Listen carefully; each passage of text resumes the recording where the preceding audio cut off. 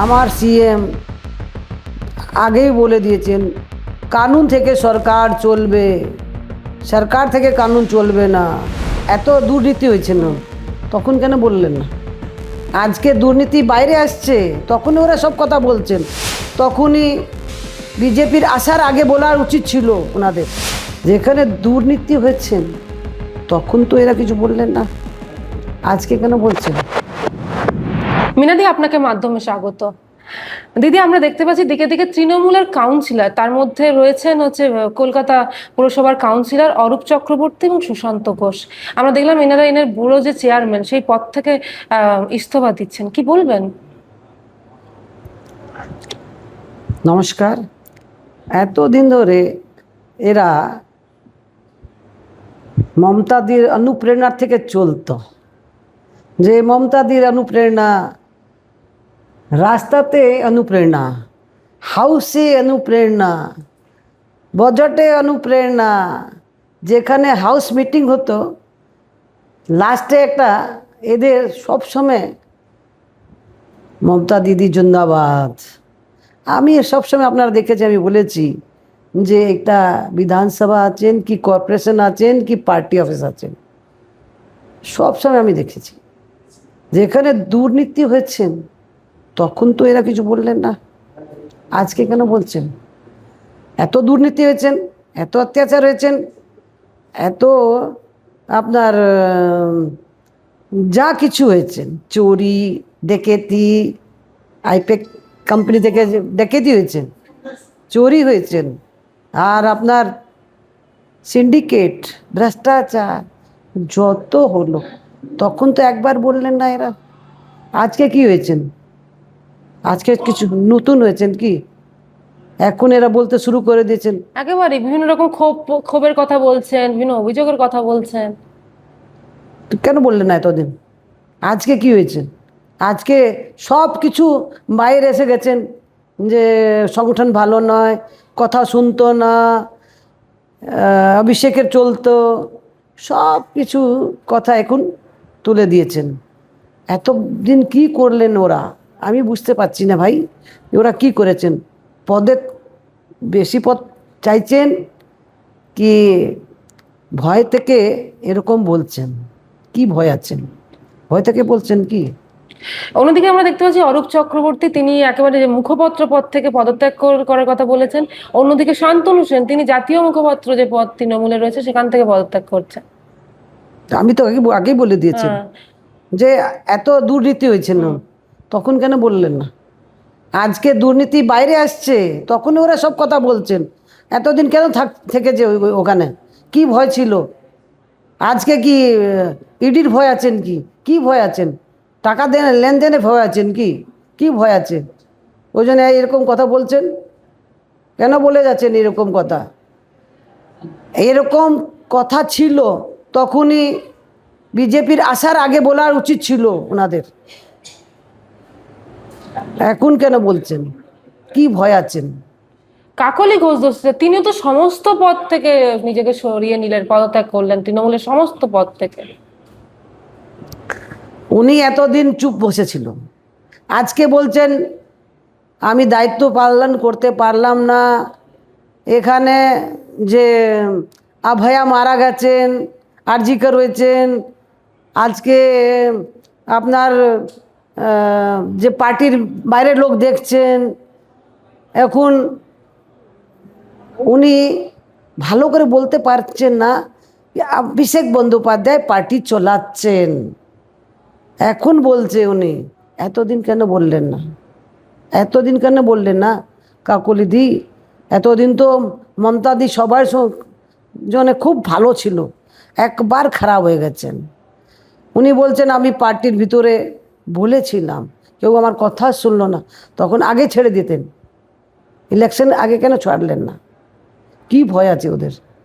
কি ভয় ছিল আমরা জানি না, কি ভয় ছিল? এতদিন কেন বললেন না? ইলেকশন চলে গেছেন, বিজেপি জিতে গেছেন, আবার আমাদের তো দরওয়াজা খোলা নেই ভাই, বন্ধ আছে আমাদের দরওয়াজা। দিদি, অন্যদিকে আমরা দেখতে পাচ্ছি কলকাতা পুরসভা বিভিন্ন জায়গায় নোটিশ পাঠাচ্ছে, অবৈধ যে মানে যে নির্মাণগুলো রয়েছে সেগুলোর জন্য নোটিশ পাঠানো হচ্ছে। আপনারা সবাই দেখেছেন, হাউসে বাজেটে আমরা বলেছি, হাউস মিটিংয়ে আমরা বলেছি, আপনার মেয়র আমাদেরকে সবাইকে বলেছেন যে 34 বছর ধরে এরকম চলছে, একবার কীরকম বন্ধ হবে। আজকে দেখুন বিজেপি সরকার আসতেই বন্ধ হয়ে গেছে, নোটিশ যাচ্ছেন। এত বড় মহারাজা অভিষেক বন্দ্যোপাধ্যায়, শান্তিনিকেতনই ভাঙ্গা হবে। আর যা যত চুরি করে যা জমি কিনেছেন, যার বাড়ি বানিয়েছেন, সব ভাঙ্গা হবেন। এই আছে বিজেপি, ये টিএমসি নয় যে এতদিন ধরে খালি সিন্ডিকেট করে কাটমানি করে বাড়ি বানিয়ে দিয়েছেন। কত কত বাড়ি বানিয়েছেন, 30 বাড়ি, 15 বাড়ি, 79 বাড়ি, এরকম বাড়ি হয় কোনো দিন বললেন না এরা তো এত বাড়ি আছেন। বিজেপি শুভেন্দু অধিকারী যেদিন এসেছেন ওই দিন থেকে অ্যাকশন করেছেন। কেন? আমার সিএম আগেই বলে দিয়েছেন কানুন থেকে সরকার চলবে, সরকার থেকে কানুন চলবে না, কানুন থেকে সরকার চলবেন। এই কানুনের আন্ডারে আছে, আমরা কানুনের বাইরে নয়, আমরা তো কানুনের আন্ডারে আছে। যে কানুন কি লিখছেন ওই আন্ডারে কাজ করছে আমাদের সিএম, বাইরে কাজ করছেন না। যে এত এত বাড়ি আপনারা ইলিগাল বানাবেন আর ভাঙবে না, একবার নোটিশ দেবে না। বিজেপি এসেছে, বিজেপি নোটিশ করছেন। দিদি, এখানে একটা প্রশ্ন উঠছে যে অভিষেক বন্দ্যোপাধ্যায় তার বিভিন্ন বাড়িতে এবং বিভিন্ন ঠিকানায় তাকে নোটিশ পাঠানো হয়েছে পুরসভার পক্ষ থেকে। এখানে প্রশ্ন দিদি যে এতদিন কেন পাঠায়নি পুরসভা, এখন কেন পাঠাচ্ছে, ঠিক কি কারণে পাঠানো হয়নি? আরে ওদের সরকার ছিল, এরা পাঠাবেন কি, এরা পাঠাবেন কি? এই তো উপর থেকে আজকে নোটিশ এসেছে, কর্পোরেশনকে বলা হয়েছে কি ইলিগাল আছে দেখো, নোটিশ পাঠাও। মেয়র তো হিম্মতই নয় অভিষেক বন্দ্যোপাধ্যায়ের আগেনস্টে বলা, আরে কোনোদিন ও তো হিম্মতই জোটাতে পারলো না যে উনি ওনার সঙ্গে কথা বলবে। বানানো দেওয়ার যে ওনার বাড়ি যখন বাড়ি হচ্ছিল, অবৈধভাবে নির্মাণ হচ্ছিল, সেগুলো পারমিশন বা কে দিচ্ছিল? আরে ওনার ডিপার্টমেন্ট আছে তো, মেয়ের ডিপার্টমেন্ট আছে, আর কাউ ডিপার্টমেন্ট আছেন কি? ওনার তো একটা বাড়ি পড়ে গেছেন, লোক মারা গেছেন, তখনও তো উনি তো কিছু করলেন না। তারপর বাড়ি বানিয়েছেন, একটা সামান্য কাউন্সিলর হাতি বাড়ি বানিয়েছেন। কতবার আমরা বলেছি, তুলেছেন তো, তখন তো উনি কিছু বললেন না, উনি তো কিছু বললেন না। কাটমানির দরকার ছিল, সিন্ডিকেটের দরকার ছিল, আর টাকার আপনি জানেন যে কত চুরি হয়েছেন, এই কলকাতা কর্পোরেশনকে কত লুট করেছেন, ওই জন্য কিছু বললেন না। ওনার সব থেকে আগে ওনাকে ওনাকে ধরতে হবে, এত ইলিগেল করেছেন উনি। দিদি, এখন কি পুরসভা বা মেয়র তার দায় এড়াতে পারে? মেয়র তো দায়ী আছে, আর কে দায়ী আছে? ওনার তো ডিপার্টমেন্ট, যার ডিপার্টমেন্টে আছে উনি দায়ী নেই তো কে দায়ী আছে? ওনার ডিপার্টমেন্ট ওনাকে জানাবে নাকি? উনি তো বলছিলেন আমি জানি না, জানতেনই না উনি। কীরকম জানে না? তখনই আপনি কিছু কাজ করলেন না। আরে এমআইসি মিটিংয়ে তো জানাবে, আপনাকে জানাবে, আর কাকে জানাবে? আপনি তো জানছেন, আপনারা দায়িত্ব দিয়ে দিয়েছেন চেয়ারম্যানকে। চেয়ারম্যান যে বড় চেয়ারম্যানকে আপনি দায়ী করছেন, চেয়ারম্যানের আন্ডারে তো কিছু নেই, ও তো একটা বড়োর চেয়ারম্যান আছে, ও কি জানে এত? ওনাকে দায়ী করছেন, আপনি জানে না তখন বড়োর চেয়ারম্যান কি জানবে? মেয়র জানে না তখন ও কি জানবে? চেয়ারম্যান কি জানবে? বড়োর চেয়ারম্যান কিছু জানে না, ওকে দায়ী করছেন।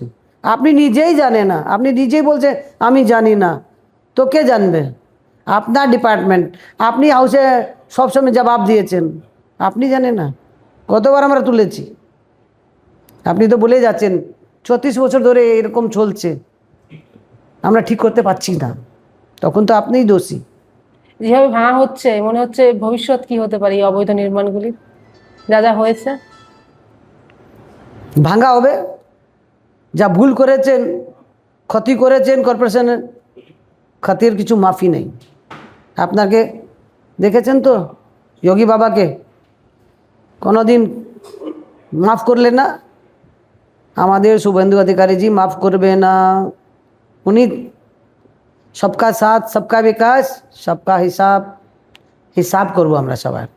যে ডাকাতি করেছে, চুরি করেছেন, ভেষাচারি করেছেন, অন্যায় করেছেন। অন্যায় করেছেন, দুর্নীতি করেছেন, ওর হিসাব হবে।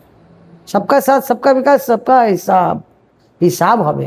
অন্যায় হবে না, হিসাব হবে।